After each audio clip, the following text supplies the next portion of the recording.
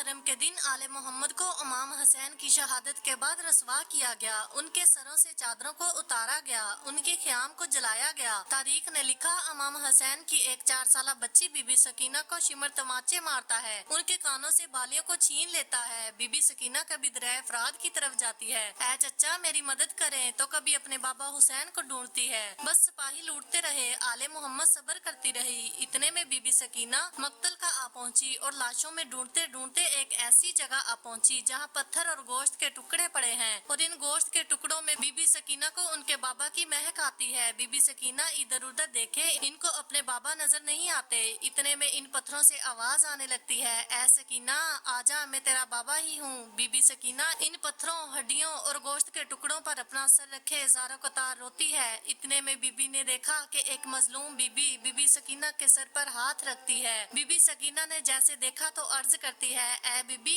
آپ کون ہیں جو مجھ یتیم سے پیار کر رہی ہو؟ یہاں پہ تو کوئی مجھے تماچے مارتا ہے، کوئی میری بالیاں چھین لیتا ہے۔ وہ بی بی سکینہ کو سینے سے لگا کر کہتی ہے، اے سکینہ میں تیری دادی فاطمہ الزہرا ہوں۔ جیسے ہی بی بی سکینہ بی بی فاطمہ زہرا کا نام سنتی ہے تو لپٹ جاتی ہے اور کہتی ہے، اے میری دادی فاطمہ، کاش آپ کربلا میں ہوتی، آپ دیکھتی کہ میرے بابا کو کیسے شہید کیا گیا، میرے عباس کو کیسے مارا گیا، میرے علی اکبر کے سینے میں کیسے برچی لگائی گئی، میرے 6 ماہ کے معصوم بھائی علی اصغر کو کس طرح سے تیر مارا گیا، میرے بابا کی لاش کو بوال کیا گیا، ان کے سر کو کاٹ کے نیزے پر چڑھایا گیا۔ بی بی فاطمہ الزہرا بی بی سکینہ کی ایک ایک بات کو سنتی ہے اور ان کا سر چوم کے کہتی ہے، میں اپنے بیٹے حسین کے ساتھ مدینے سے لے کر کربلا تک ساتھ ہوں، اور ایک ظلم جو میرے نانا کی امت میرے بیٹے کے ساتھ کرتی آ رہی ہے میں دیکھتی جا رہی ہوں۔ اب یہ حسین کا خون بھرا کرتا میں اللہ کی دربار میں روز محشر لے کر جاؤں گی اور اللہ سے کہوں گی، اے اللہ میرے حسین کا کیا قصور تھا، ان کے بچوں کا کیا قصور تھا۔